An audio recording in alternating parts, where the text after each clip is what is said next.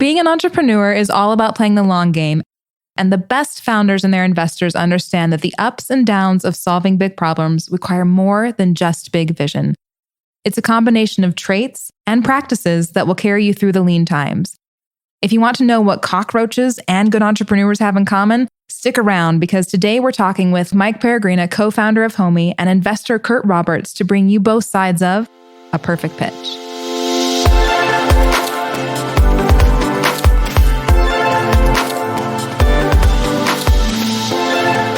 What is Perfect Pitch? It's a podcast from Kickstart that reveals the minds of both investors and entrepreneurs throughout a startup's journey. So whether that's uncovering what everyone's really thinking during a startup pitch or learning how entrepreneurs like you have managed their first major roadblock, Perfect Pitch offers an honest, quick, and tactical guide to help you on your startup journey. I'm your host, Karen Zelnick, and I'm thrilled to be here today with Mike and Curt. Guys, thank you so much for being here. Thank you, Karen. Happy to be here. I am so excited to be here. I have so much energy for this. Thank you for having me.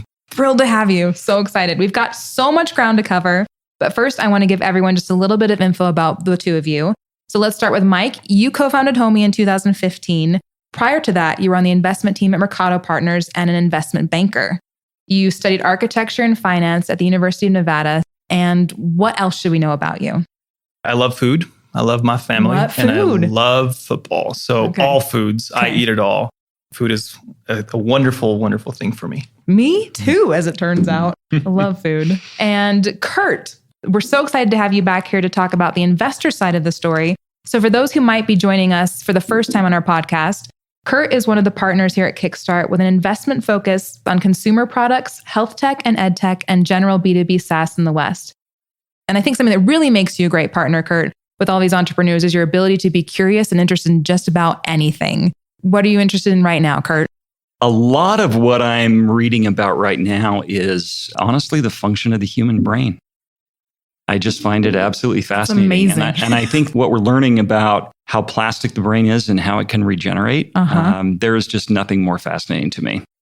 What's one tidbit that our listeners can take away from what you're learning about that? One tidbit I would say is that we are learning the brain has the ability to generate new neurons. I think we always believed that once parts of the brain were damaged, they could never regenerate. And we're actually finding that's not true. That's amazing. It's very encouraging. Thoughts on that, Mike? I have no comment. As someone who's once in my life, I have no comment on that. How do you follow that up? I'm still processing that because that for many years, right? We've been told that neurons do not replace. And now we're figuring out that it does. Thousands per day. That's amazing. Thousands per day? Thousands per day. Oh my gosh. I learn things every day. Now I want to talk about that. The brain can actually regrow itself. That's amazing. It is pretty amazing. What book are you reading about that? It's called... It's a good name. That's not what it's called. That's awesome. We'll find it and we'll put it in the show notes. Okay, let's jump right into the discussion. I feel like we say this all the time, but Mike, it really is true with the story of how and why you founded Homey, that it is just so inspiring. So why don't you tell us a little bit about Homey, what it does, and why it matters to you? So Homey is really, really personal to me. I grew up in South Central LA, first generation born in the United States, was the first person to go to college and graduate college for my family. So for us, that's really, really important. We moved to Las Vegas when I was about 15 years young. And then I finished my last 2 years of high school there. I studied architecture at UNLV. And during that time is really where the Homey creation story comes from. I was putting myself through school by waiting tables on the Las Vegas Strip, but I was making boatloads of money that no 21-year-old should be making at that age. I did not make a lot of money waiting tables. Waiting tables? Waiting tables and sports betting, but don't tell my mom.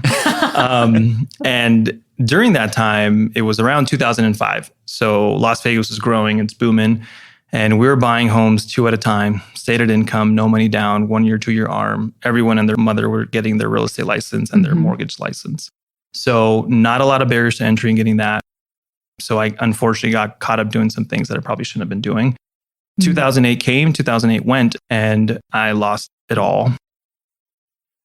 And I had this epiphany in 2009 that it's really my responsibility to fix the real estate industry. And turned out that there's about 5 things that are really wrong with it. The consumer is not the focus in the center of the transaction. The fees are super, super, super high. Yeah. The misaligned incentives are just out of this world wrong. So put that idea in the back of my mind, then decided to go back to college because no one's hiring architects or designers. We're deep in a recession. Mm-hmm. So I decided to buy myself some time, went back to UNLV, studied finance this time. And as you mentioned earlier, became an investment banker. Did that for almost 2 years and really learned a technical skill set, and was lucky enough to be a part of the investment team at Mercado Partners, which was another wonderful learning experience for me. And then the idea to start Homey came back in about 2014. Started Googling some stuff, researching the competitive landscape, got introduced to Johnny Hanna, who was a co-founder at Homey, and then Mike Triunfo, two wonderful individuals. And then we came together and started the business. And our vision is to make homeownership easy, accessible, and affordable to all, and really making it equitable for the people. It really is such an inspiring story. And I know we've only scratched the surface. I actually saw a really cool video cut that you guys put out. So we'll put a link to that in our show notes as well. I encourage everyone to go watch it. It's fascinating, and you'll just fall in love with Homey. I've been told that the real star of that is my mother. She's a huge inspiration in my life. That's awesome. Curt, why were you so excited to invest in Homey? Well, it's an interesting question because to start with, I wasn't. In 2015, Mike and Johnny came past Kickstart and presented Homey to us and loved their passion, loved their resumes. And at the same time, the first thought that crossed my mind is, these guys have no idea what's about to hit them. Real estate and the power of the real estate lobby has been so effective generally at squelching innovation that my first impression was, these guys will be one of many that have tried and will have fallen on their swords in the process of doing so. So I would say that I was a skeptic. Here's what completely changed my mind. I think it was in 2018. Is that right, Mike? I think so. You guys came back. You'd been plugging away at all the business in the interim. I'd seen Homey signs showing up everywhere, so I knew the company was making it work. And what I saw in that second meeting was a couple of people who had really figured out a business model that was materially different than where you started and was starting to show some signs that even with that really low fee to sell a house, that you guys could build a business that could dominate the space and be very successful. That was incredibly impressive to me. It's so nice to hear that. So especially nice. with starting with, he wasn't excited I wasn't that excited. I wasn't impressed. It happens. The technical piece was you had launched mortgages and the mortgage attachment rate was like from 0 to 15 to 30. And I'm like, yeah, that's right. Holy crud, these guys are onto something. So how many investors did you meet with, Mike? Everyone and their moms. Okay. We met with so many people, and I think everyone had a very similar sense of the business. You're going up against a hugely large incumbent, almost cartel-like lobbying, one of the top lobbying firms or bodies in the nation, and things have been the same for almost 100 years, right? Yeah. So I think it's only fair to be skeptical, and I think as entrepreneurs, it's our responsibility to solve those problems every single day, all day. But we met with a lot of investors and luckily found a couple that decided to lead the round and had faith in us and the relationships that we had built with them over time. And it was off to the races. That's amazing. Was there ever a point where you started to second guess your mission to change real estate with all the rejection? Yeah, that's a great question. The answer honestly is no. Facing the no's are harder, but we always, and Johnny's amazing at this, is a no is a chance for us to look in the mirror and have that introspect and say, what can I do better? What does the business need to do better? Where should the business be? As an entrepreneur, we always think that the glass is half full and it's not a no right now. It's just a not right now, right? Yeah, delayed. It's a delayed yes. I just don't know it yet sometimes. And we have a great team, right? I would definitely remiss if it wasn't, if I don't share Mike Triunfo's name, our other co-founder and CTO.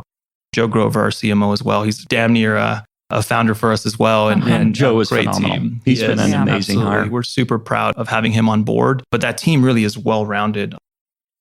All right, Mike, now let's go into these 13 C's of entrepreneurship that you've developed and outlined. And this is what we've all been waiting for. So let's dive right in.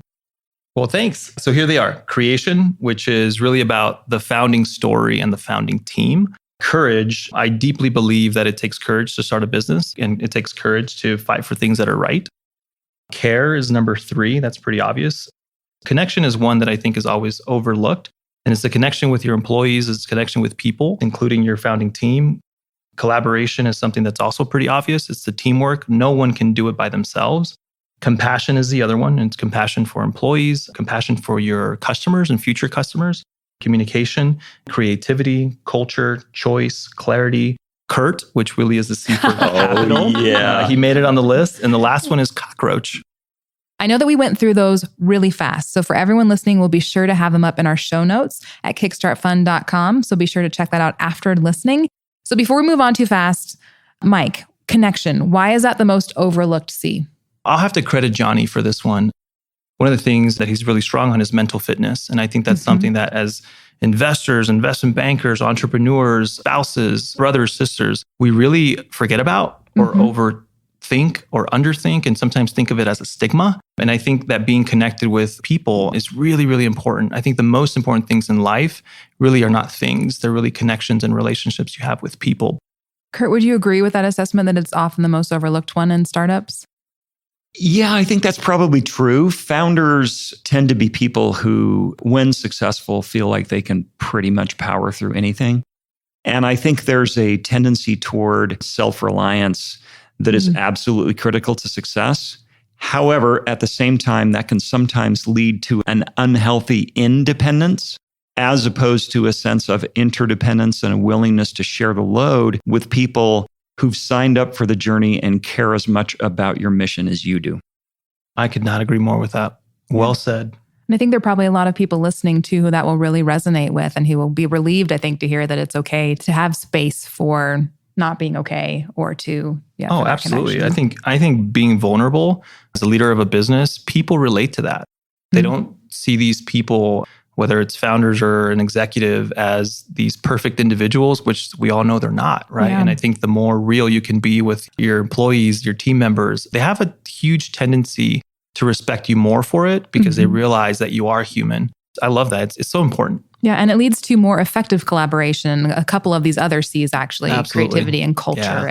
They're all intertwined. They're all interconnected for sure. Yeah, and the one I really want to talk about though is cockroach. Yes, everyone does. I mean, that kind of stands out a little bit. It's a little bit like, ooh, but why is cockroach in there? Well, so you probably know this, but cockroaches don't die, right? I do know. I used to live in New York and I tried to kill a few. Those are bigger ones. Those are on a different level, right? But if you think about being an entrepreneur, you have to give yourself enough time to find that spark, that elbow, that growth curve where you really do find that product market fit at a fast pace and you can grow like weeds, right?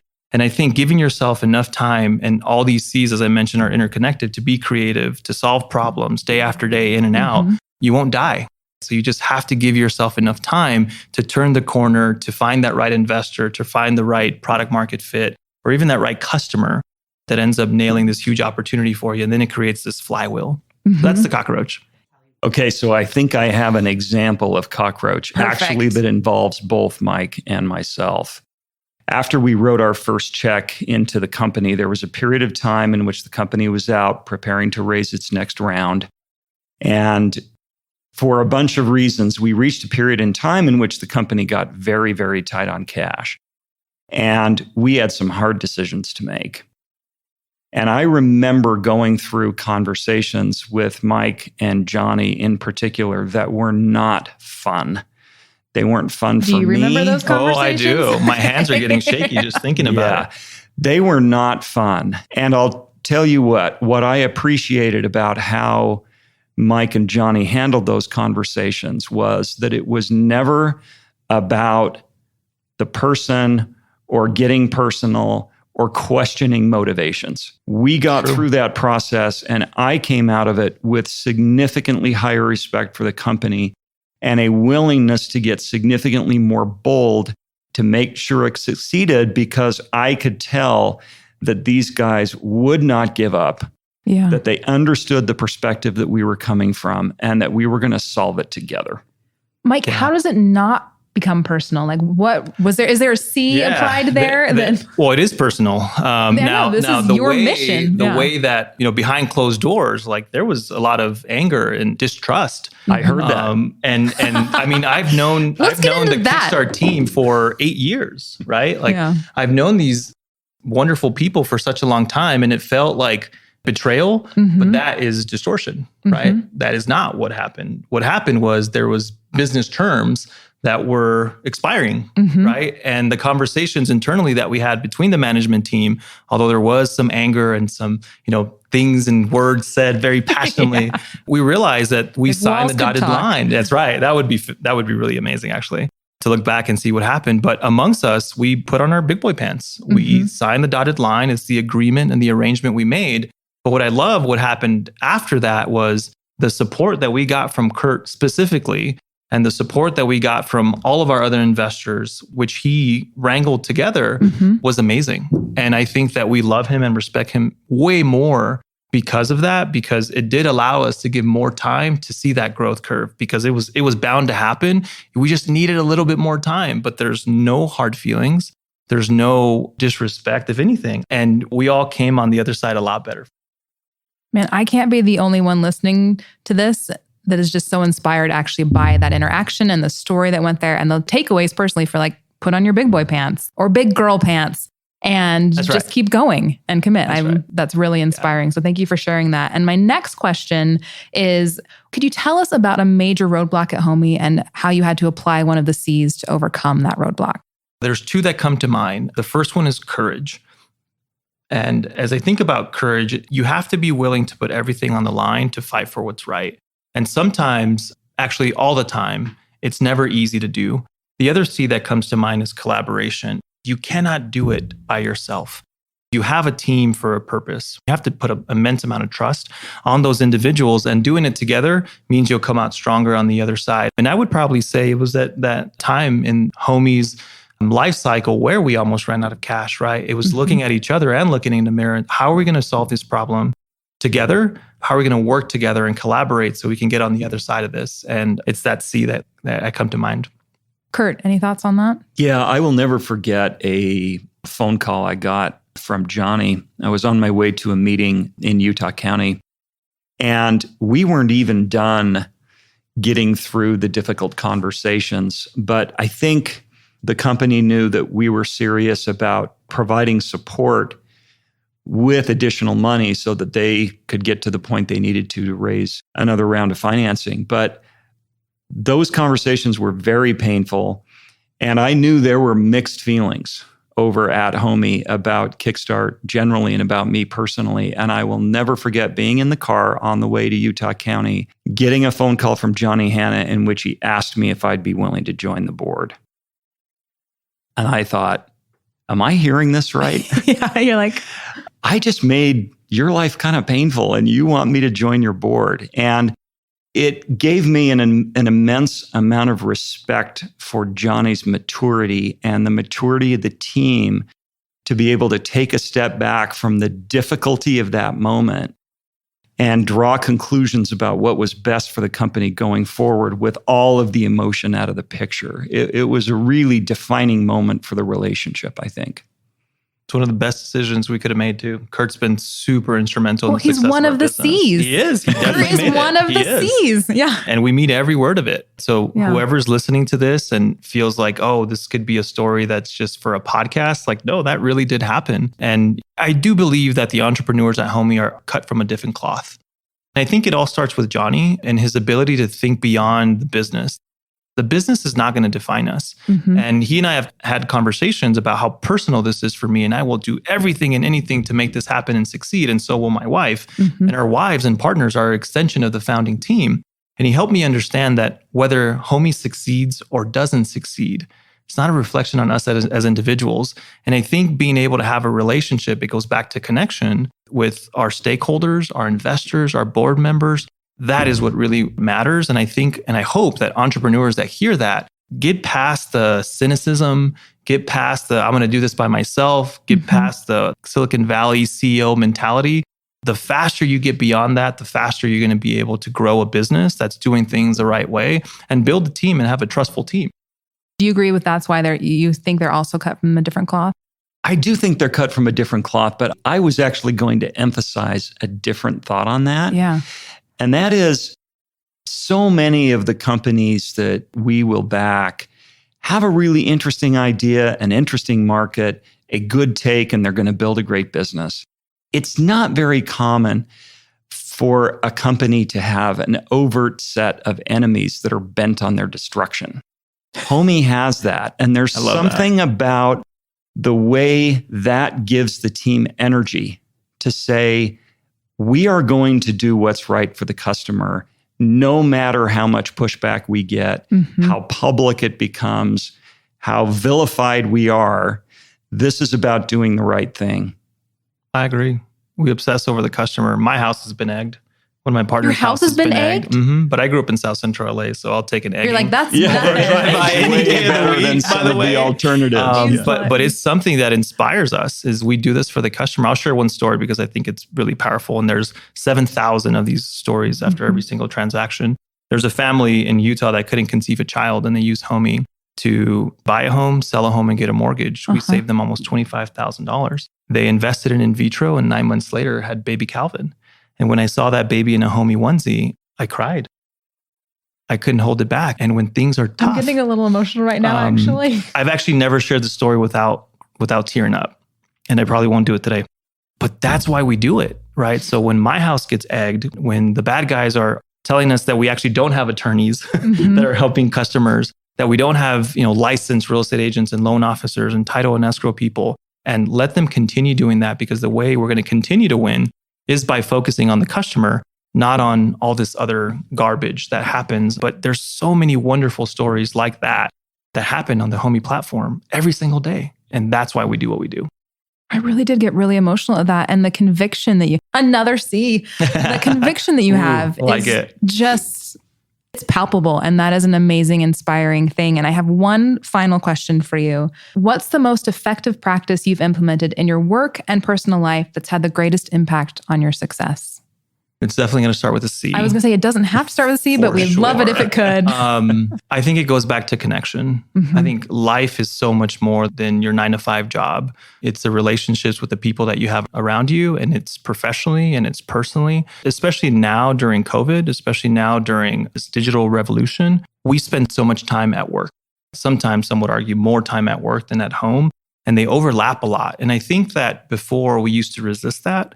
I think now we have to find a way to embrace it, definitely have boundaries, but how do those things come together to bring you more joy? And another thing that comes to mind is just discipline, is being very mindful of the things that you do from 9 to 5, things that you do with your family, and really be disciplined and committed. Another C. Yeah. It's not discipline, maybe it's commitment. Just be committed to what you're doing and be very thoughtful about the relationships and the connections you have with people. Yeah. Thanks. Curt? I would insert an L.